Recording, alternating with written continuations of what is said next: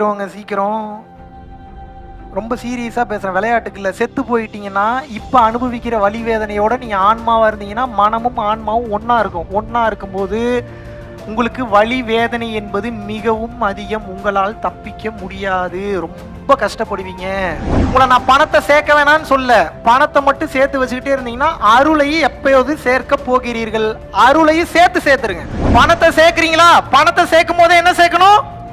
அருளையும் சேர்க்க தெரியணும். இந்த பொருள் சேரும் போது அந்த பொருளை அருளாக கன்வெர்ட் பண்ண தெரியணும். எப்போது பொருளை அருளாக கன்வெர்ட் பண்ண தெரியலையோ பாவத்தை சேர்த்து கொண்டிருக்கிறீர்கள் என்று அர்த்தம்.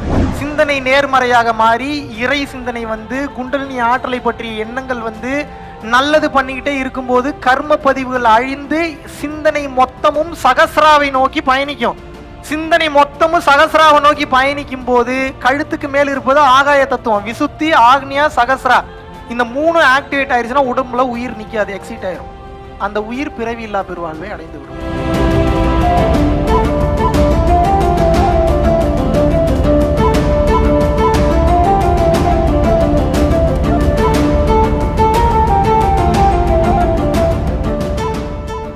ஏப்ரல் 27 முதல் ஏப்ரல் 30 வரை 27, 28, 29, 30 2024 வருடமான இந்த வருடம் பாத்தீங்கன்னா கொடைக்கானல்ல பரம்பொருள் யோகம் தீட்சை நேரடியாகவோ இல்ல ஆன்லைன்லயோ தீட்சை பெற்றவர்கள் மட்டும்தான் இந்த 4 நாள் வகுப்புல கலந்து கொள்ள முடியும். இது வகுப்புன்னு சொல்றத விட ஒரு வாழ்க்கை முறைன்னு சொல்லலாம். இந்த 4 நாள் பரம்பொருள் வாழ்வியல் அப்படின்னக்கூடிய இந்த பர்டிகுலரான இந்த வகுப்புல பாத்தீங்க அப்படின்னா உங்களை குருவாகவே மாற்றுவதற்குண்டான முழு முயற்சியை நாங்கள் எடுக்க போகிறோம். ஸோ நீங்க நினைத்து கூட பார்க்க முடியாத அளவுக்கு இந்த உபதேசங்கள் இருக்கும். இதனால் வரைக்கும் யூடியூப்ல ஷேர் பண்ணாத பல ரகசியங்களை ரொம்ப வெளிப்படையா, ரொம்ப 1 to 1ல பாத்தீங்கன்னா உங்களுக்கு ரொம்ப அருமையா விளக்கம் கொடுக்க போறோம். எப்படி வாழணும், மனைவியை எப்படி பார்க்கணும், குழந்தைகளை எப்படி பார்க்கணும், கணவனை எப்படி பார்க்கணும், ஒரு நண்பனை எப்படி பார்க்கணும், ஒரு அரசு அதிகாரியை எப்படி பார்க்கணும், இவங்களெல்லாம் நமக்கு சாதகமாக நம் ஸ்பிரிச்சுவாலிட்டியில நம்ம டிராவல் பண்ணும்போதும் சரி, நம்ம இந்த பொருளியல் வாழ்க்கையில நம்ம டிராவல் பண்ணும்போதும் சரி, அருளும் பொருளும் எளிமையாக பெறுவது எப்படி அப்படின்னக்கூடிய பல விஷயங்களை உங்களோட இணைந்து பயணம் பண்ண போறோம். நிறைய விஷயங்களை நீங்க வெளிப்படையாக கேட்க போறீங்க. நானும் ரொம்ப வெளிப்படையா ஆன்சர் பண்ண போறேன். இந்த 4 நாட்கள் உங்களை வச்சு செஞ்சு அனுப்புறதுதான் வேலை. பரம்பொருள் யோகம் தீட்சை பெற்றவர்கள் நேரடியாகவோ ஆன்லைன்லயோ வாங்கியிருந்தீங்கன்னா இம்மிடியேட்டா நமது கீழே உள்ள கான்டாக்ட் நம்பருக்கு கான்டாக்ட் பண்ணி உங்களது பெயரை முன்பதிவு செய்து கொள்ளுங்கள். பயன்பெறுங்கள். நினைத்து கூட பார்க்க முடியாத வாழ்க்கையை வாழ தொடங்குங்கள். இறைவனை உணரத் தொடங்குங்கள். எல்லாம் அல்ல பரம்பொருளாகிய இறைவன் உங்களுக்கு அனைத்து வளங்களையும் நலங்களையும் அருள வேண்டும் என்று கூறி விடைபெறுகிறேன். நன்றி, வணக்கம். செத்து போயிடுவாங்க சீக்கிரம். ரொம்ப சீரியஸாக பேசுகிறேன், விளையாட்டுக்கு இல்லை. செத்து போயிட்டீங்கன்னா இப்போ அனுபவிக்கிற வலி வேதனையோட நீங்கள் ஆன்மாவாக இருந்தீங்கன்னா மனமும் ஆன்மாவும் ஒன்றா இருக்கும். ஒன்றா இருக்கும்போது உங்களுக்கு வலி வேதனை என்பது மிகவும் அதிகம். உங்களால் தப்பிக்க முடியாது, ரொம்ப கஷ்டப்படுவீங்க. புரிஞ்சுக்கங்க. விளையாட்டில் நான் பைத்தியம் லூஸ் இல்லை. இவ்வளோ தெளிவாக பேசுறவனுக்கு பிஸ்னஸ் பண்ண தெரியாதா? கோடி கோடியாக எவ்வளோ போடுறாலும். இன்னைக்கு காலையில் நேற்று போனிருந்தோம், நானும் பரஞ்சோதி என்ன வெளில போயிருந்தோம். நானும் சாப்பிடணும்னு நினைக்கிறேன். 3 இட்லி 1 வடைக்கு மேலே சாப்பிட முடியல என்னால். எத்தனை இட்லி? 3 இட்லி 1 வடை. திருவான்மியூர் பீச்சுக்கு போனோம், சும்மா ஜாலியாக பேசுறதுக்காக போயிருந்தோம். அப்போ அங்கே இருக்கக்கூடிய ஒரு கையேந்தி பவனில் சாப்பிட்றோம். 3 இட்லிக்கு மேலே சாப்பிட முடியல என்னால். எத்தனாயிரம் கோடி பணம் வச்சிருந்தா என்ன பண்ண? எனக்கு என்ன தெரியாதா? மேட்ரை புரிஞ்சுக்கங்க. உண்மையை உணர்ந்து விட்டேன். நீங்கள் ஆனந்தமாக வாழ்வது ஒரு வழி. ஆனால் ஆனந்தமாக வாழ வேண்டும் என்றால் முதல்ல இங்க என்ன கூத்து நடக்குதுன்னு தெரிஞ்சுக்கணும், புரியணும். புரிஞ்சாதான் இதெல்லாம் புரியலன்னா புரியாது. நான் பேசுறத வச்சு உங்களுக்கு ஒரு ஃபயர் தான். இந்த ஃபயர் அணைஞ்சிரும். இந்த ஃபயர் எப்ப அணையா தீபமாக உங்களுக்குள் இருக்கும் என்றால், இதே சிந்தனையில் இருக்கும் போது, ஒளியை பார்த்து பயிற்சி செய்யும் போது, இல்ல ஜீவகாரியத்தில் பிற உயிர்களுக்கு சேவை செய்யும் போது, இந்த மறைப்பு மொத்தமும் விலகி உண்மை என்பது தானாகவே விளங்கும்.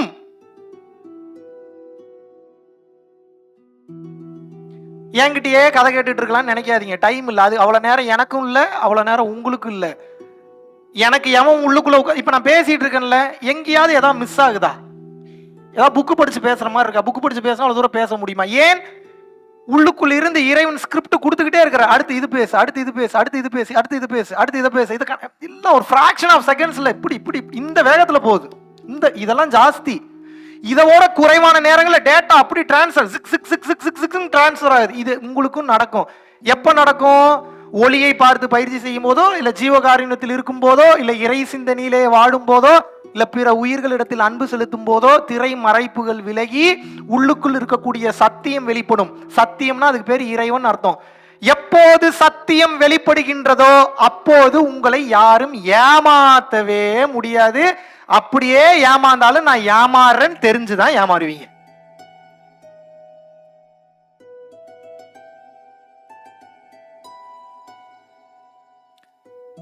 பல பேர் என்னை ஏமாத்திட்டு போயிருக்கான், தெரிஞ்சேதான் கொடுத்தேன். 70 லட்சம் ரூபாலாம் ஒருத்தன் ஏமாத்திட்டு போயிருக்கான். எத்தனை லட்சம்? எத்தனை லட்சம்? 1 ரூபா 2 ரூபா. எத்தனை லட்சம்? கொடுக்கும் போதே தெரியும் அந்த பணம் எனக்கு வராதுன்னு. அந்த 70 லட்சம் அவன் ஏமாத்திட்டு போறக்கா கொடுக்கல. அந்த உயிர் இத்தனை வருஷமா கஷ்டப்படுது. அந்த உயிர் பல தன்னுடைய குடும்பத்தை பல விஷயங்களுக்காக அர்ப்பணிச்சிருக்கு, தன்னுடைய வாழ்நாள் அர்ப்பணிச்சிருக்கு. அந்த உயிருக்கு செய்யறதுக்கு யார் இல்லைன்னு தெரிஞ்சேதான் கொடுத்தேன். இந்த மாதிரி பல இடங்கள்ல நான் பணம் கொடுத்துருக்கேன். அதுக்கு பேர் ஏமாளின்னு அர்த்தம் கிடையாது. நான் அப்படிலாம் சேர்த்து எப்பா எத்தனை 100 கோடி சேர்த்து வச்சிருக்கணும், எவ்வளவு பணம் சேர்த்து வச்சிருக்கணும். சின்ன வயசுல இருந்து நாம் பணத்தை சேர்த்து வைக்கவில்லை. இன்னைக்கு அக்கௌண்ட் வந்து செக் பண்ணீங்கனாலும் மிஞ்சி போனா இன்னொரு 50,000 ரூபாய் இருந்து 1 லட்சம் ரூபா இருக்கும். அவ்வளவுதான். நீங்க உண்மையாவே நம்ப மாட்டீங்க. என் ஆடிட்டருக்கு எனக்கு சண்டை வந்துகிட்டே இருக்கு. ஏங்க வர்ற காசுலாம் என்னதாங்க பண்றீங்க? ப்ராப்பர்ட்டி எதுவும் வாங்கி எதுவும் போடுறீங்களா? அப்படியே ப்ராப்பர்ட்டி வாங்கி போட்டு கிழிச்சிட்டாலும் நேரம் எத்தனை ப்ராப்பர்ட்டி வாங்கி இருக்கிறது. ஒரு உயிர் கஷ்டத்தோடு வந்து கேட்கும் போது பணத்தை கையில வச்சுக்கிட்டு இல்லைன்னு சொல்றதுக்கு மனசு வர மாட்டேங்குது. என்ன பண்றது? இந்த தன்மையில் இருக்கும்போது பணம் எனக்கு அதிகமாக சேரவில்லை, ஆனால் இறைவனின் அருளை நான் மிக அதிகமாக சேர்த்து விட்டேன்.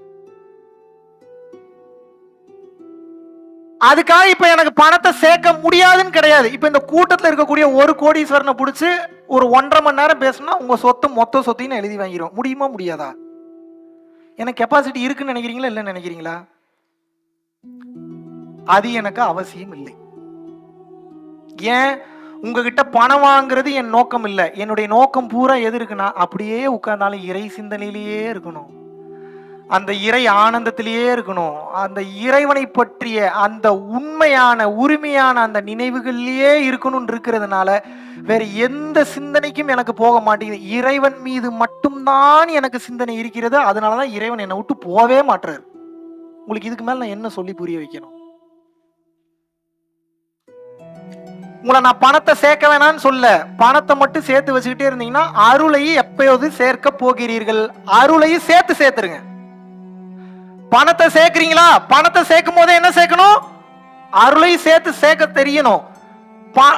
இந்த பொருள் சேரும் போது அந்த பொருளை அருளாக கன்வெர்ட் பண்ண தெரியணும். எப்போது பொருளை அருளாக கன்வெர்ட் பண்ண தெரியலையோ பாவத்தை சேர்த்து கொண்டிருக்கிறீர்கள் என்று அர்த்தம். இப்ப இந்த உண்மையெல்லாம் உணர்ந்துட்டீங்க. போய் என்ன வெளிநாட்டிலேயே போய் வாழ போறீங்க, இல்ல வேற ஏதாவது கிரகத்துல போய் வாழ போறீங்க? மறுபடியும் இங்கதான் வாழணும். சந்தோஷமா இருங்க, பிடிச்ச விஷயங்களை பண்ணுங்க, யாரையும் குறை சொல்லாதீங்க. எல்லாரும் தப்பு பண்ணி தான் வாழ்க்கையை கத்துக்கிட்டு இருக்கான். பொண்டாட்டியை திட்டாதீங்க, புருஷனை அன்புல திட்டுறது வேற. திட்டுறதே வியாதியா மாறிடக்கூடாது. ஏன்னா அவன் தப்பு பண்ணி தான் நிறைய கத்துக்கிறான். S R no? எப்போ ஒருத்தர் லெசன் லேர்ன் பண்றான்? தவறு செய்தால்தான் லெசன் லேர்ன் பண்ண முடியும். தவறே செய்யலன்னா எங்க இருந்து லெசன் லேர்ன் பண்றது? லெசன் லேர்ன் பண்ண முடியுமா? முடியுமாங்க? அப்போ தவறு என்பது கடைசி வரைக்கும் நிகழும். நீயும் தப்பு பண்ணுவ, நானும் தப்பு பண்ணுவேன்னு ஒரு புருஷனும் ஒரு பொண்டாட்டியும் நினைச்சிட்டீங்கன்னா நான் பெரிய ஹீரோ, நான் பெரிய ஹீரோயின்ற எண்ணம் உங்களுக்கு வராது. தப்பு பண்ணி தான் எல்லாத்தையும் கத்துக்கிறோன்றதை தெரிஞ்சு விட்டு கொடுத்து போவீங்க. விட்டு கொடுத்து போகும்போது என்ன ஆகும்? பொய் அதிகமா சொல்ல மாட்டீங்க. இப்ப ஏன் பொய் சொல்றீங்க? ஒரு விஷயத்த இப்ப நம்ம இத சொன்னா இவ தப்பா நினைச்சுப்பாலோ அப்படின்றதுனாலதான் மறைக்கிறோம். அப்படித்தானே? அந்த விஷயத்த சொன்னாவே அவன் தப்பா எடுத்துக்க மாட்டான். அவன் எவால்வ்டு பீயிங்கா இருக்கான், அவனுக்கு பக்குவம் ஜாஸ்தி இருக்குன்னா உங்ககிட்ட நம்பிக்கையா வந்து சொல்லுவாங்களா மாட்டாங்களா? சொல்லுவாங்களா மாட்டாங்களாங்க? உங்களுக்கு இன்னும் வெளிப்படையா சொல்றேன், இதுக்கு மேல வெளிப்படையா பேச முடியாது. நான் காதலித்து கொண்டிருக்கும் போது என்னுடைய முன்னாள் காதலி, இன்னாள் காதலி இல்ல, முன்னாள் காதலி கிட்ட நாங்க எந்த டாபிக் தெரியுமா உட்கார்ந்து பேசுவோம்? நான் உன்னை கல்யாணம் பண்ணிட்டேன், சரி, நான் கல்யாணம் பண்ணி உனக்கு இன்னொரு பையனோட இருக்கணும்னு தோணுது, நீ இன்னொரு பையனோட க்ளோஸா இருக்க, அப்ப என்ன பண்ணுவேன்ற அளவுக்கு நாங்க உட்கார்ந்து டிஸ்கஸ் பண்ணி சண்டை வராம அந்த டாபிக்கை முடிச்சிருக்கோம். அந்த மாதிரியான விஷயங்களை எவ்வளவு பக்குவத்தோடு இருந்தா அவ்வளவு எவால்வ்டா எங்களால பேச முடியும். பேசினாவே அது நடக்குது நடக்கல ரெண்டாவதுங்க. முதல்ல இந்த மாதிரி பேசுனீங்கன்னா முதல்ல அந்த பயத்துல இருந்து வெளியில வந்துருவீங்க. பேசினா தானே பயத்துல இருந்து வெளியில வர முடியும். மூடி மூடி வச்சிருக்க அதுக்கு வீரியம் ஜாஸ்தி. வீரியம் ஜாஸ்தி ஆகும்போது என்னைக்காவது ஒரு நாள் படார்னு வெளியே வந்துடும். படார்னு வெளியே வரும்போது மாட்டிப்பீங்க பிரச்சனையில. முதல்ல உட்கார்ந்து டிஸ்கஸ் பண்ண தெரியணும். எல்லாத்தையும் பேசணும். அவங்களுக்கு அந்த அறிவு இல்லை அப்படின்னா அந்த அறிவை கொடுத்துட்டு அதை பத்தி பேசணும். எதை பத்தியும் பேசல அப்படின்னா எப்படி அந்த பக்குவ நிலைக்கு உங்களால் வர முடியும்? இந்த ஞானம் உங்களுக்கு போதிப்பது ஒன்றே ஒன்றுதான். இன்னைக்கு தெரிஞ்சுக்க, இந்த தைப்பூசத்தன்று, அதுவும் நிறைந்த பௌர்ணமி, இது சக்தி வாய்ந்த நாள். இன்னைக்கு உண்மையாவே நீங்க எல்லாம் புண்ணியம் பண்ணவங்க. பௌர்ணமியே ரொம்ப பவர்ஃபுல்லு. இதுல முருகனுக்கு உகந்த நாளான தைப்பூசம் மட்டும் நீங்க தீட்சை வாங்க போறீங்க. எவ்வளவு பெரிய ஒரு புண்ணியத்துல நீங்க இருக்கீங்க, நினைச்சு பாருங்க.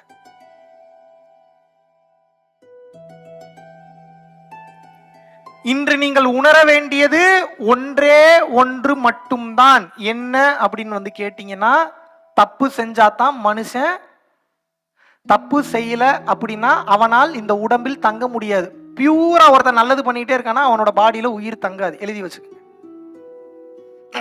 ஏன் தங்காது அப்படின்னா,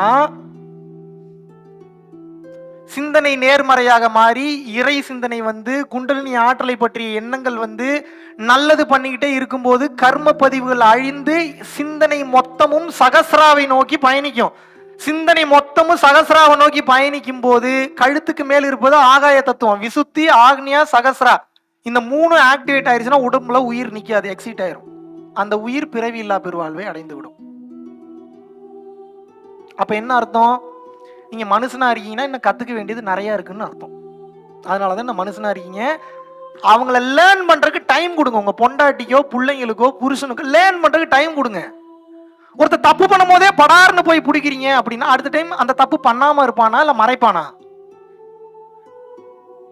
நிறைய டைம் பண்ணுவான் அந்த தப்பை. அப்ப என்ன பண்ண, தப்பை திருத்துறதுக்கு உண்டான முதல் வழி என்ன அப்படின்னா, முதல்ல நல்ல ஃப்ரெண்ட்ஷிப்ல இருக்கணும் அவங்களோட. நீங்க ராப்போ இருக்கணும். ராப்போன்னு சொல்லுவோம் இங்கிலீஷ்ல, RAPPORT. ராப்போனா என்ன? நல்ல ஜாலியா இருக்கணும். முதல்ல ஒருத்தனை திருத்தணும்னா முதல்ல தெரிஞ்சுங்க, நல்ல ஃப்ரெண்ட்ஷிப்ல இருக்கணும். அவங்களோட ரொம்ப க்ளோஸா பழகணும். அவங்க செய்யற எல்லா வேலையும் நீங்க செய்யலைன்னா கூட அட்லீஸ்ட் அவங்க கூட பயணம் பண்ணி அவனுடைய நன்மதிப்பை பெறணும். இல்லைன்னா ஒருத்தனை உங்களால திருத்தவே முடியாது. எழுதி வச்சு. இப்போ உங்க பொண்டாட்டியோ புருஷனோ திருத்தணும்னு நினைக்கிறீங்க, எப்படி திருத்துவீங்க? எனக்கு புரியலையே. நல்ல ரேப்போவே இல்லை, நல்ல அண்டர்ஸ்டாண்டிங் இல்லை, நல்ல ஃப்ரெண்ட்ஷிப் இல்லை. ஒன்று அஃபேர் வச்சிருக்கீங்க, வேற ஏதோ ஒரு பெண் மேலேயோ வேற ஏதோ ஒரு கணவன் மேலேயோ அஃபேர் வச்சிருக்கீங்க. அப்படி வச்சிருக்கீங்கன்னா அது வெளிப்படையாக சொல்றதுக்காக தைரியம் வேணும். ஏன்னா வெளிப்படையாக சொன்னால் அதை என்ஜாய் பண்ண முடியாது. அதை என்ஜாய் பண்ண முடியாமல் போச்சுன்னா பஞ்சாயத்து வரும் குடும்பத்தில். அப்போ நம்ம என்ன மறைக்கிறீங்க? மறைக்கும் போது என்ன ஆகுது? பஞ்சாயத்து வருது வீட்டில். இதை நல்ல ஃப்ரெண்ட்லியாக டிஸ்கஸ் பண்ணீங்கன்னா என்ன ஆகும்? உங்களுக்கு அஃபேர் இருந்தா கூட வெளிப்படையா ஷேர் பண்ணுவீங்க. எத்தனை டைம் ஷேர் பண்ணுவீங்க? 10 பேர் கூட இருந்தீங்கன்னா சொல்லுவீங்க. 20-30 பேர் கூட நீங்க இருக்கீங்கன்னா எல்லாத்தையும் வெளிப்படையா சொல்லிட முடியுமா உங்களால? ஐயோ, இதுக்கு மேல சொன்னா செருப்பு கழட்டி அடி போல, என்ன பண்றது, கொஞ்சம் கொஞ்சமா மாத்திக்கணும்ன்ற புத்தி உங்களுக்கு தானாவே வரும். ஏன் அந்த புத்தி வரமாட்டீங்கன்னா, மறைச்சு வைக்கிறீங்க. மறைச்சு வைக்கும் போது என்ன ஆகும்? என்னைக்காவது ஒரு நாள் வரைக்கும் கண்டினியூ ஆகிட்டு போயிட்டே இருக்கும். வெளிப்படையா ஒரு விஷயத்த பேசும்போது எல்லாத்துக்கிட்டையும் பேசல, அட்லீஸ்ட் உங்களுக்கு நெருக்கமானவங்கிட்டையாவது. உங்கள பாதி தானேங்க. எஸ்ஆர்னோ?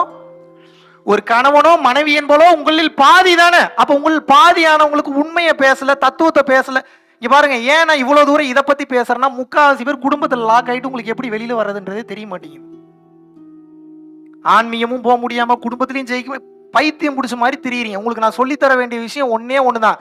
இங்கே எதுவும் தவறல்ல, ஆனால் எதுவும் தவறல்ல என்ற நோக்கத்திற்காக பல பேர் வாழ்க்கையை அழிச்சிடக்கூடாது. உங்களுக்கு ஒரு எத்திக்ஸ் இருக்கணும், உங்களுக்கு ஒரு லிமிடேஷன்ஸ் இருக்கணும், உங்களுக்கு ஒரு கோடு கிழிச்சுக்கணும். அந்த கோட்டை தாண்டி போவே கூடாது. உங்களுக்கு ஆப்பர்ச்சுனிட்டி இருக்குனாலும் வாய்ப்பு இருக்குனாலும் போக கூடாது. அப்படி இருக்கீங்கன்னா தான் கண்ட்ரோல் வரும், இல்லைன்னா கண்ட்ரோல் வராது.